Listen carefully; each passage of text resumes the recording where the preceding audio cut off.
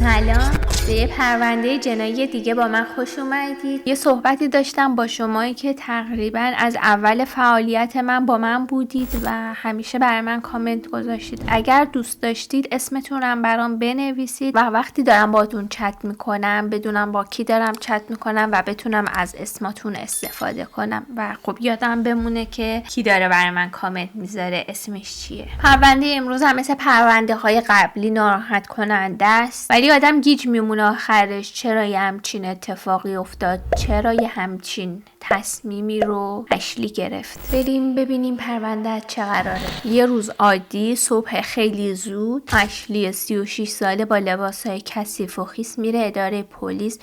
با صورت بیروح و خالی از هر گونه احساسی به افسرهای پلیس میگه که من بچه هامو کشتم. اون میگه که دخترم اسکارلت جنازهش توی صندوق عقب ماشین هستش. پلیسا اول فکر میکنن که توهم زده، ولی ماشینش همونجا بوده. پلیسا میرن ماشین رو بررسی میکنن و با بدن بیجون اسکارلت مواجه میشن که بیشتر از چندین زخم گلوله داشته. اولش خیلی سعی میکنن که نجاتش بدن، ولی خب کار از کار گذشته بوده و اون خیلی وقت بوده که مرده بوده. طی این حادثه یکی از افسرهای پلیس شیفت صبح میگه که کلاً کار ما خیلی چالشی هست و ما اخبار ناراحت کننده زیادی دریافت میکنیم و صحنه‌های ناراحت کننده زیادی هم میبینیم، ولی اینکه یه مادر صبح زود پاشه بیاد اینجا و بگه که دختر 9 سالمو با گلوله کشتم و پسر 2 سالم رو هم کشتم و توی تفریحگاه ولش کردم،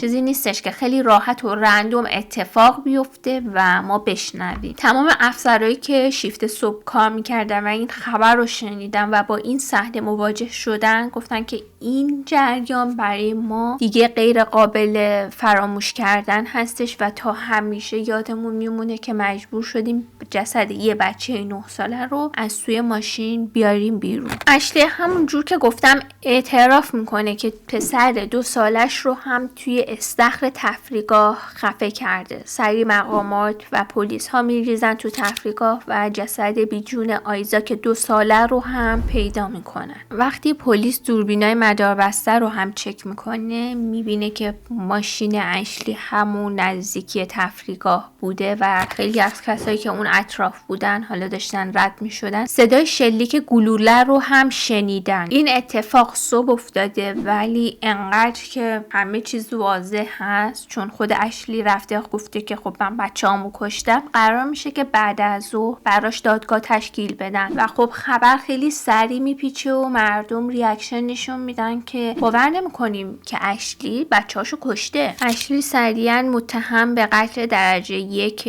2 تا بچه‌ش میشه و قرار میشه که محاکمه بشه. ولی علت قتل برای چیه؟ چرا بچه‌اشو کشته؟ چه چیزی باعث شده که بخواد یه همچین کار وحشتناکی رو انجام بده؟ این اتفاق اواخر می سال 2024، یعنی همین سالی که توش هستیم اتفاق افتاده و مثل همیشه که مردم سری میان میگن که وای این چی بود، وای اون چی بود و دسته گل میارن، شم میارن، اسباب بازی میارن تا یاد آیزاک رو گرامی داشته باشن، ولی همه این کارها بیهوده است. چه چیزی باعث شده که به یه مادر انقدر فشار وارد بشه که تصمیم بگیره بچه هاش رو ورداره ببره یک جای خلوت و از فاصله نزدیک چندین بار به دخترش شلیک کنه و بچهش رو ببره توی استخر تفریحگاه خفه کنه؟ چی به سر اون مادر اومده؟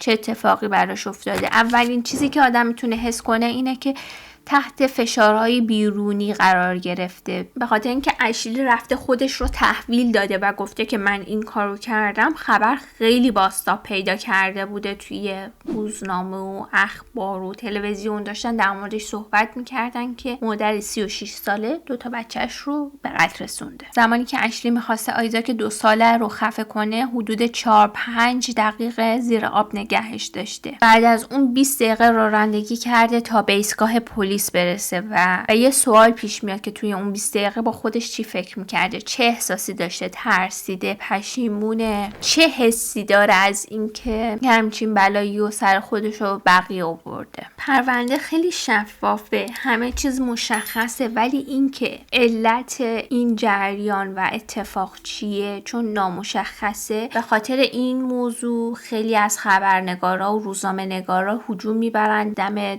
ایستگاه پلیس تا بتونن با اشلی شاید بتونن صحبت کنن و قصد و غرضش رو از انجام این عمل بفهمن و نمیتونم حالا چرا، ولی شهر توی شوک عظیمی رفته بود. اینکه مردم بیان از این جریان به عنوان ترومای دست جمعی اسم برن و یاد کنن و در موردش صحبت کنن به نظرم خیلی مسخره بود. به خاطر اینکه اوکی یه مادر 2 بچه‌شو کشته، زیاد نرمال نیست، زیاد جریان عادی نیست، ولی نمیدونم چرا به نظر مسخره اومد. ولی جالبه که اشلی قبل از این جریان هیچ گونه سابقه بیماری روانی، خشونت یا درگیری یا اینکه بخواد مسئله اذیتش کنه، آزارش بده یا اینکه تو خونه دچار درگیری و دعوا شده باشن نبود. یعنی سابقه پاک مثل اینکه صبح پا میشه و تصمیم میگیره که اوکی من دیگه نمیخوام بچه داشته باشم. مردم شروع میکنن به زیر و رو کردن صفحات اجتماعی اشلی تا ببینن چیز غیر عادی و نورمالی میتونن پیدا کنن، ولی همه چیز خیلی نورمال بوده و مثل یک انسان عادی که داره زندگی میکنه و حالا فعالیت خیلی جزئی هم روی سوشال مدیا داره. اوایل پرونده یه واژه که خیلی استفاده میشد قربانی بود. کی این وسط قربانی شده؟ بچه ها. و کی قربانی کرده؟ اشلی. در واقع انگار اشلی بچه ها رو برای یه مسئله قربانی کرده. این چیزیه که میگفتن ولی صحت و سوقش اصلا مشخص نیست، چیزی که به صورت حاشیه پرونده هستش. اشلی توی شهر کوچیک زندگی میکرد و تقریبا همه همدیگر رو میشناختن و همدیگر رو فالو داشتن و این یکم نورمال هستش که بخوان مردم ریاکشن نشون بدن، ناراحت بشن، در موردش صحبت کنن و اینکه براشون این حادثه یکم زیادی باشه. ولی همه چیز خیلی نورمال بوده. اسکالتو میبرده برای ژیمناستیکش و برمیگردونده. اینکه همه چیز از یه زندگی نورمال بگه. ولی آخرین پستش که برای 1 سال قبل از کشتن بچه هاش هست اینجوریه که نوشته بین اون چیزی که گفته میشه ولی منظور نیست و اون چیزی که منظوره ولی گفته نمیشه بیشتر عشق از بین میره. بعضیا فکر میکردن که این میتونه مثل یه نشونه باشه یا یه ابراز احساسات و خیلی ها میان میگن که نمیشه از روی سوشال مدیا کسی رو قضاوت کرد و فهمید که درونش چه اتفاقی داره میفته، چه فکری با خودش میکنه، چه حسی داره، واقعا زندگیش همون جوری که هست داره نشون داده میشه یا یک پرده نمایشی رو داره به بقیه نشون میده. البته که یه پرده نمایشیه و واقعیت نیستش. در مورد بچه ها بخوام بهتون بگم، اسکالت که یه دختر خیلی خوب و سرزنده که تکالیفش رو خیلی خوب انجام بده، خیلی فعال باشه، یعنی بچه های خوبی بودن. حالا اون 2 سالهه که اصلا چیزی ازش مشخص نبود، ولی اسکالت که 9 سالش بود بچه خوبی بود. از این بچه ها که بخواد به رو مخ مامانه، حالا مامان رو دیوونه کنه که بخواد به این فکر مادر رو وابداره که بچه رو بکشه، در مورد چنین چیزی نبود و همه جا گفته بودن که بچه خیلی خوبیه. به پدره که غم خیلی زیادی وارد شده و عملا با این اتفاق از بین رفت که مادر با بچه ها کرد، ولی همچنان اطرافیانش خیلی تو بخت و شوک بودن که خب چی شد که اینجوری شد. اشلی هم مثل خیلی از مادرای دیگه با یه سری مشکلات دست و پنجه نرم میکرد، قسط داشتن، بیپولی، مشکلات بچه و از این جور قبیل مشکلات که معمولاً به صورت نرمال هر آدمی تو زندگیش 1 بار این مشکلات رو تجربه میکنه. حتی اینم نمیتونه یه مسئله‌ای باشه که یکی تصمیم بگیره بچه‌هاشو بکشه و روانشناسا و روانکاوا وارد عمل میشن تا ببینن که خب جریان چی بوده، چه چیزی باعث شده که یک مادر تصمیم بگیره این کارو کنه و جواب قطعی براش پیدا نمیشه. وقتی میرن بررسی میکنن میبینن سال 2020 از اینکه خیلی منزوی شده و اینکه شاید شایسته مادر بودن نیست نوشته و نیاز به دوست داشته. در واقع چیزی که متوجه میشیم از این پرونده اینه که اشلی داشته فکر میکرده که شاید مادر خوبی نیست، مادر خوبی برای اون دوتا بچه نیست که بخوان اون دوتا بچه اشلی رو الگوی زندگیشون قرار بدن و رشد کنن. البته هر بچه مادرش رو الگو قرار نمیده برای زندگیش. حالا اینکه اشلی چجوری به این نقطه رسیده که فکر کرده که باید الگوی بچه هاش باشه